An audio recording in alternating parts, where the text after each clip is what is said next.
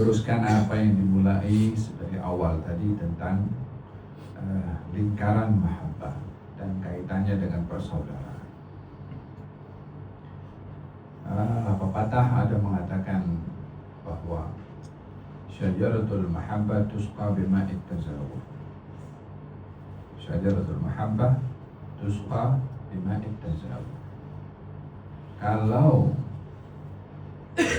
kasih sayang itu adalah satu pokok, maka untuk subur pokok ini dengan dedaunan, dengan buah-buahan, dengan rasa yang ada pada buah itu adalah dengan ziarah menziarahi, tazawwur. Syajaratul mahabbah tusqa bima'it tazawwur. Tidak akan ada satu ikatan kasih sayang kalau tidak ada pertemuan. Jadi pertemuan itu, kata Al-Habib Umar mengatakan beberapa kali, katanya bitalaqi tasaqi, bitalaqi tasaqi. Dengan adanya pertemuan ada tasaqi, tasaqi suqya. Suqya itu disirami, dibasahi sehingga subur. Ini pertemuan itu adalah menyebabkan suburnya perhubungan. Oleh sebab itu, tidaklah boleh seseorang itu al-hijrah, yakni hijrah itu menjauhkan diri daripada temannya lebih daripada 3 hari. Artinya kalau ada masalah, la hijrah ahadukum akhah, jangan ada seorang dan kamu kalau bermasalah dengan temannya untuk tidak bertemu atau tidak diselesaikan selama 3 hari. Ya mungkin 3 hari kalau nak luahkan marah itu kan, tapi 3 hari saja. Apatah lagi kalau dengan keluarga, dengan kita punya pasangan.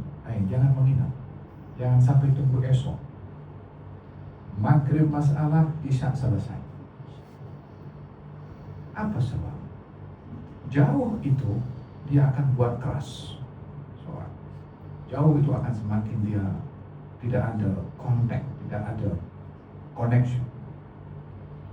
So perlu untuk kita ini ada pertemuan-pertemuan seperti ini, tujuannya adalah at-tasaqi, at-talaqi, tasaqi.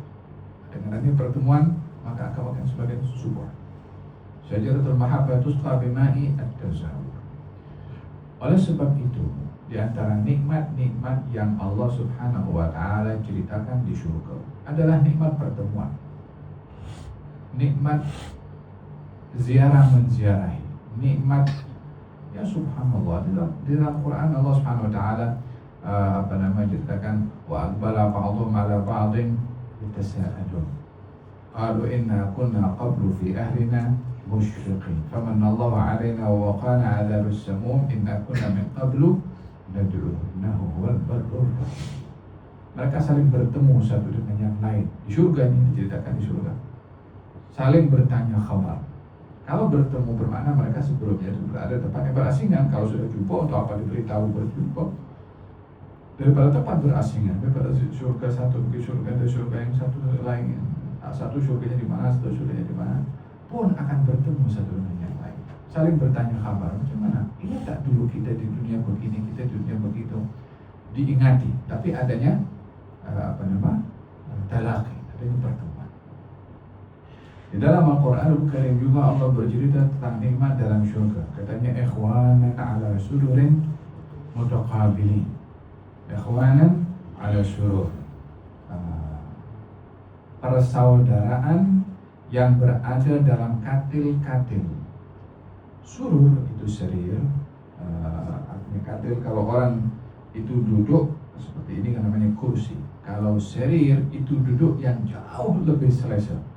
Mungkin kalau kita duduk di rumah sambil tengok TV, sambil berbaring begini kan, angkat kaki sedikit gak mungkin. Hasil duduk yang bukan formal seperti itu, duduk yang menunjukkan keselesaan, duduk sambil bersandar. Itu surur, ikhwanan ala sururin mutaqabilin. Katanya mereka saling bersaudara, berada di atas katil-katil mereka di surga lah, mutaqabilin. Mutaqabilin saling berhadapan. Ya, ini ingin memberitahukan adanya pertemuan juga. Loh, ini di surga.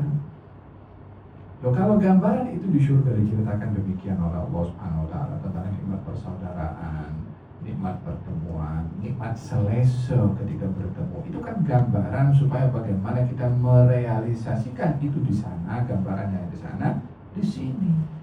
Supaya tidak bertemu tapi hati memaki satu dengan yang lain. Supaya tidak bertemu tapi muka masam satu dengan yang lain. Supaya tak bertemu tapi dalam keadaan ada karahiyah, saling tak cocok satu dengan yang lain. Itu bukan gambaran persaudaraan yang betul kalau seperti itu. Oleh sebab itu dikatakan dalam hadis dalam khabar dari Abu Hurairah ada mengatakan bahwasanya al-mu'min mir'atul mu'min. Artinya orang beriman itu cermin, kaca kepada orang beriman yang lain. Apa maksudnya kaca? Coba kita berdiri di depan cermin. Apa yang kita nampak? Kita nampak apa yang ada pada wajah kita. Kalau kotor ya kita bersihkan, kalau kurang rapi kita rapikan, kalau sudah sempurna maknanya kita handsome. Kita melihat kepada saudara kita itu seperti itu. Kalau ada yang tak elok, bersihkan. Kalau kurang rapi, dirapikan. Kalau sudah nampak sempurna, maka kita menghargai ataupun mengekspresikan tentang kesempurnaan atau kebaikan yang ada pada kita punya kawan. Artinya kalau dia kurang, kita yang membersihkan.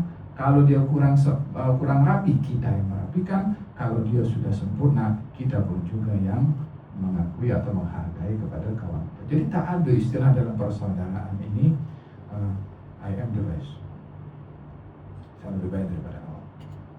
Itu kan cerminan awak, itu kan yang saudara kamu kan cerminnya kamu. Jadi kita tidak boleh lepas daripada kita punya teman, kita punya saudara. Al-mu'min mir'atul mu'min. Orang beriman itu cermin kepada orang beriman. Al-mu'min akhul mu'min. Orang beriman saudara kepada orang beriman. Apa artinya persaudaraan kepada orang beriman? Katanya takuffa anhu dhai'atan wa tuhawwituhu min wara'i. Takuffa anhu dhai'atan. Apa takuffa anhu dhai'atan? Kamu halau apa saja perkara bahaya yang boleh menimpa kepada dia. Itu kita temannya. Takuffa anhu dhai'atan. Apa perkara buruk akan menimpa kepada dia, kita halau. Wa tuhawwituhu min wara'i. Dan kalau di belakangnya kamu jaga dia. Al-hawd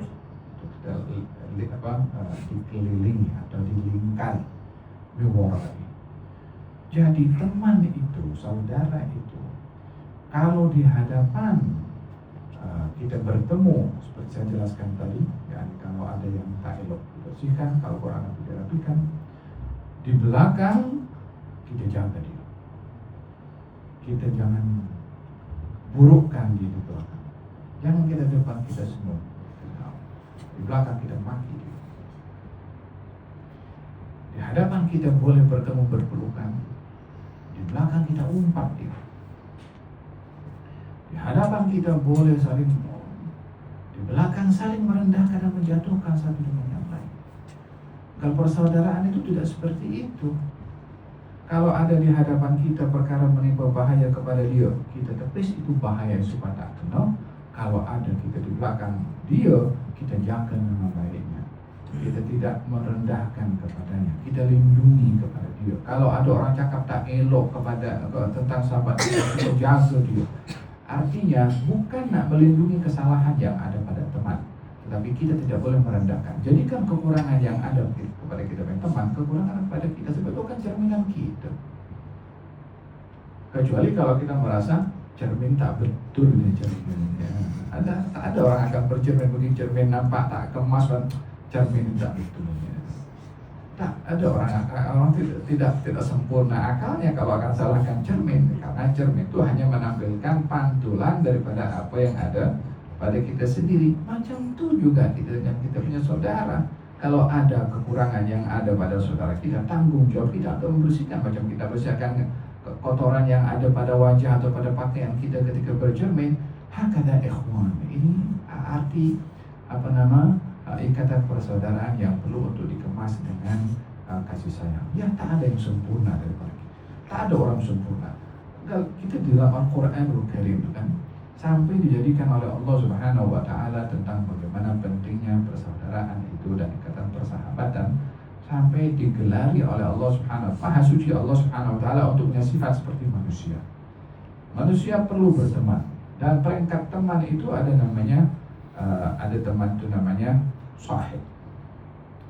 Ada teman itu namanya anis. Ada teman itu namanya rafiq. Ada teman itu namanya khalil. Ada teman itu namanya habib. Habib itu bukan gelaran tuh, tapi ada ikatan persahabatan dengan level masing-masing. Ada teman namanya jalis. Jadi itu nama-nama yang ada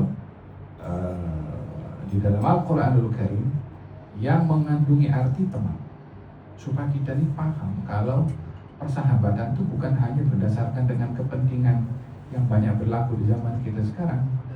Berteman, what I get from you, apa yang boleh dapat daripada awak daripada persahabatan itu dasar persahabatan yang banyak di zaman kita sekarang. Kita mau berteman itu sebagaimana Allah Subhanahu wa taala berfirman dalam Al-Qur'an Al-Karim, "Wattakhadallahu Ibrahim khalila."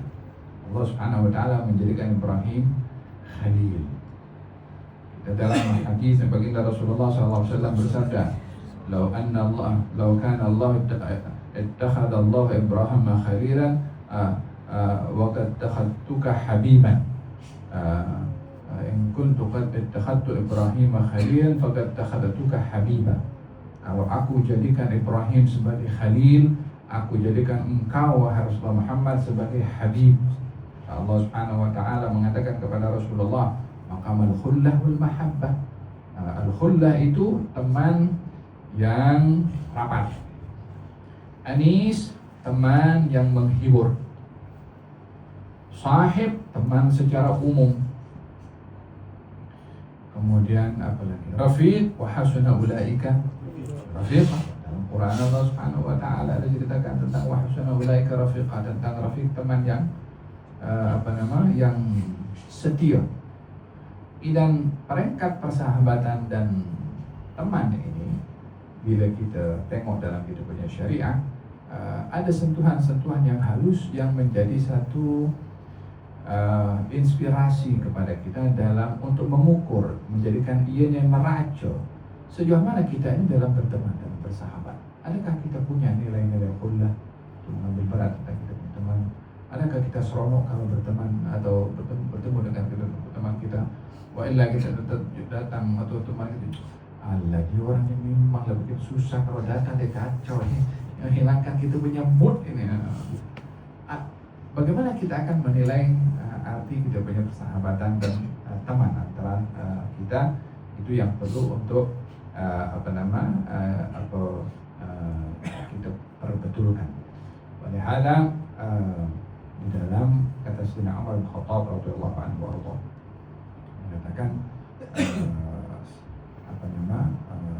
yang menjaga antara hubungan teman dengan temannya itu, atau adab dalam kita berteman, katanya antunadiya bi ahabbi ismih, untuk panggil dia dengan nama yang terbaik. Mungkin namanya Fulan bin Fulan, tapi dia ada gelaran. Gelaran itu dia tak suka kalau dipanggil dengan gelaran itu. Jangan sekali-kali panggil teman kita dengan panggilan gelaran tersebut. Pacar contoh. Kalau dia tak suka, jangan panggil. Kalau dia suka, oke lah. Panggilan-panggilan yang sesuai dengan gelaran yang dia suka. Kalau dia tak suka, jangan. Wala tanabazu bil alqab. Kamu jangan panggil orang dengan lakab yang dia tak suka. Bi'sal ismul fusuq ba'dal iman. Hada yang pertama. Hada baginda Rasulullah SAW kalau panggil sahabat-sahabatnya dengan nama yang paling disuka. Dan Sayyidina Ali bin Abi Thalib, tidaklah aku dipanggil Rasulullah kecuali dengan yang aku suka lebih daripada panggilan dengan Abu Turab. Karena itu gelaran yang diberikan oleh Nabi kepada Sayyidina Ali bin Abi Thalib. Antana dia bihabbi ismi, panggil dia dengan nama yang terbaik. Yang kedua, antuwasi'alahu fi majlis. Antuwasi'alahu fi majlis, beri ruang kepada dia kalau datang di majlis. Nampak dia teman datang apa yang tengok cari ruang itu, kasih lebar, jangan begitu duduk, kasih itu kacau gitu. Lah, tepat. Ini bukan hanya sekedar masalah memberi ruang kepada majelis, tetapi memenuhi hajat, mengambil kira apa yang sedang diperlukan oleh kita punya teman. Oh iya, kalau dalam majelis dia perlu ruang untuk duduk. Oh iya, kalau dalam ekonomi dia susah, dia perlu duit. Oh, kalau dia masalah dengan keluarga, perlu ada orang campur tangan mendamaikan. Oh, dia ada masalah dengan kerja, kita boleh tolong cari hantarkan tempat kerja, kita boleh tolong dia cari kerja. Jadi membantu kepada teman itu hajatnya dipenuhi, bukan hanya dalam majelis tapi dalam apa saja yang menjadi keperluan kepada teman kita. Kemudian yang ke antusallima idza laqitahu, untuk ucapkan salam kalau jumpa dengan dia. Tiga hal ini yang menjadi perkara penting dalam persahabatan. Yang pertama adalah memanggil dengan nama yang dia suka, ataupun beri ruang kepada teman untuk duduk kalau dalam satu majelis atau memenuhi hajatnya. Yang ketiga adalah mengucapkan salam kalau bertemu, karena salam ini adalah membuka segala kebaikan, karena dimulai dengan salam, maka salam itu bahagian daripada rahmat yang diberikan oleh Allah Subhanahu wa taala ketika bertemu. Hadza bil hadis menyatakan tidaklah dua orang bertemu, orang muslim bertemu, melainkan akan ditanya untuk apa dia bertemu dan untuk apa dia berpisah. Tidaklah dua orang bertemu dan bersalaman, melainkan Allah gugurkan dosa-dosanya dengan terlepasnya kedua tangan itu ketika bersalaman satu dengan yang lain. Jadi kita bertemu dengan teman ketika bersalaman, dia bukan sebagai satu adat, dia bukan sekedar sebagai sudah kebiasaan. Walaupun kalau banyak kali salam tak elok juga lah. Kalau dalam kalau kita bertemu dalam satu majelis bukan kadang-kadang 3-4 kali dong. Jadi ketika bertemu ya. Kalau berpisah ada orang mengatakan tidak, tapi boleh juga bersalam, tapi bukan tidak dalam satu majelis itu ada keterapan di dalam bersalam, dia akan bertukar menjadi makruh. Disebabkan meletakkan salaman itu bukan pada tempat. Dan pada persahabatan, pada pertemuan ini ada timbangan, ada neraca di dalam syariat, dalam agama yang amat menghargai arti persahabatan. Jadi adanya majelis-majelis seperti ini tidak lain dan tidak bukan adalah untuk membaju atau untuk menyuburkan ikatan persahabatan, dengan harapan di sana nanti pun juga kita harapkan juga ada satu pertemuan yang baik. Kalau kita dalam Quran kan katanya di antara orang-orang yang menyesal di dunia adalah salah memilih teman. Mafhumnya, ini mafhum dan juga mantuk wal mafhum. Kalau Allah berfirman dalam Al-Quranul Karim katanya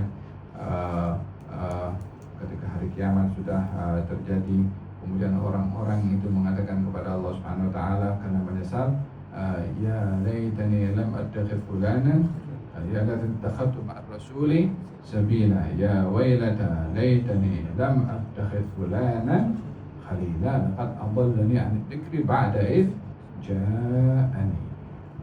Di antaranya andailah aku jadikan Rasul ini teman aku. Ini orang-orang menggambarkan tentang penyesalannya di dunia tidak berteman dengan Nabi Muhammad SAW. Kemudian itu mereka menyesali karena tidak berteman dengan Rasulullah. Pada masa yang sama menyesali ketika berteman dengan teman yang tak betul. Ya wailata laitani lam attakhidh fulanan khalila. Andai saya tak jadikan si fulan itu teman saya. Dikatakan khalil, teman. Ya laitani lam attakhidh fulanan khalila. Apa sebab dia menyesal berteman dengan si fulan itu ketika di dunia? Laqad adallani 'an dzikri ba'da idh ja'ani. Itu teman saya di dunia itu, dia jauhkan saya daripada zikir, sesatkan saya daripada beriman. Jadi disesali perbuatannya di dunia karena berteman dengan orang yang tidak betul. Kalau ini penyesalan kepada orang-orang yang salah pilih teman, mafhumnya, mukhalafahnya, di situ ada orang-orang yang seronok pilih teman di dunia karena bermanfaat di sana. Al-akhilla yawma idzin ba'dhum li ba'dhin adu illa al-muttaqin. Orang bersahabat di dunia nanti akan bermusuh, melainkan orang-orang yang bersahabat dengan dasar takwa kepada Allah Subhanahu wa taala. Jadi persahabatan, pertemuan sekarang ini bukan sekedar pertemuan kita khidmat saja. Itu saat setiap kali apa kita buat itu catatannya ada, bukan saya yang catat, malaikat yang catat, Allah yang tengok, dan Dia juga yang akan balas. Yang kita buat ini bukan hanya karena memenuhi perintah daripada presiden atau daripada siapapun. Ini kita berbuat untuk Allah Subhanahu wa taala. Dia yang kita menjadikan tujuan. Bukan yang ini hanya jembatan saja. Majelis Ta'lim Darul Murtada jembatan, presiden jembatan, yang mengajar jembatan, yang semua wasilah. Dan sama-sama, mau presidennya, mau penasehatnya, mau siapa saja, semua sama. Yang dicari adalah pemberian daripada Yang Maha Kuasa Subhanahu wa taala. Presiden tidak mengharapkan apa-apa daripada yang berkhidmat, daripada ihsan, tak dapat memberikan apapun juga. Yang berkhidmat pun jangan jadikan tujuan adalah presiden ataupun kepada yang mengajar. Semua kita sama, mau presidennya, mau pengajarnya, mau semuanya, yang dicari adalah pemberian daripada Yang Maha Kuasa Subhanahu wa taala. Itu yang perlu untuk kita jadikan pegangan. Saya khidmat bukan karena memenuhi semata-mata untuk presiden atau untuk yang mengajar, untuk Allah Subhanahu wa taala. Karena presiden pun jadi presiden untuk cari juga perhatian dari Allah Subhanahu wa taala. Yang mengajar pun juga ingin cari perhatian dari Allah taala. Jadi kalau kita sama-sama, yang dicari itu pemberian daripada Yang Maha Kuasa. Jadi level dan kedudukannya hanya untuk mentargetkan saja, tidak lebih daripada itu. Yang dicari adalah perhatian dari Allah Subhanahu wa taala dan juga manfaat yang berkekalan nanti di so kita sekarang ini ingin meningkatkan kualitas daripada kita bersama kita. Dengan apa yang kita dengar seputar tadi, bagaimana kita mengikat dan menyuburkan hubungan ini dengan kasih sayang. Jaga sesama kita, bagaimana kita jaga diri kita di hadapan dan juga di belakang. Jangan kita di depan lain, di belakang pun lain. Kekurangan yang ada pada orang, boleh itu kita berbahas tentang kekurangan yang ada pada orang lain. Kalau tujuannya untuk melengkapi, kalau tujuannya untuk mencari solusi, kalau tujuannya untuk menjaga ini kekeluargaan dan institusi, tanpa ada ingin merendahkan, tanpa ada ingin menjatuhkan. Ya, yang kita cari solusi, bukan aib pada orang itu, bukan ingin menjatuhkan pada orang itu, tapi yang dicari adalah solusi. Dan tidak ada sama sekali merendahkan sesiapun. Bihasbi imri'in min asy-syarri ay yahqira akhahu al-muslim. Cukup orang itu melakukan kejahatan kalau merendahkan orang Islam yang lainnya. Itu orang Islam yang lain, apalagi saudaranya, apalagi orang yang dekat dengan kita. Jangan bagi ruang kepada iblis untuk cakap ini fulan ini. Dia ini cari muka. Ini kerja malas dia. Ini tunjuk-tunjuk dia kerja, nampak penyibuk dia. Si fulan ini kalau si fulan tak betul, fulan tak betul, takkan awak seorang dia betul. Jadi kalau kita tengok kekurangan yang ada pada orang lain, macam mana saya akan kasih betul orang yang tak betul itu? Tapi bukan hanya melemparkan kesalahan kepada orang lain, karena orang itu kurang, itu cerminan daripada kita, ya kita juga kan begitu. Jadi kita ingin coba untuk menjadikan budaya saling melengkapi sama kita itu menjadi dasar yang mengikat antara kita, dan itu memang yang ditetapkan oleh dalam syariat Nabi Muhammad Shallallahu Alaihi Wasallam. Dalam hadis, orang yang paling disayang oleh Allah dalam ikatan persahabatan adalah yang paling sayang pada sahabatnya. Orang yang paling dirahmati oleh Allah adalah yang paling banyak merahmati kepada sahabatnya. Nah, cari kasih sayang dan rahmat cinta dari Allah, berikan yang terbaik cinta dan kasih sayang kepada sahabat kita.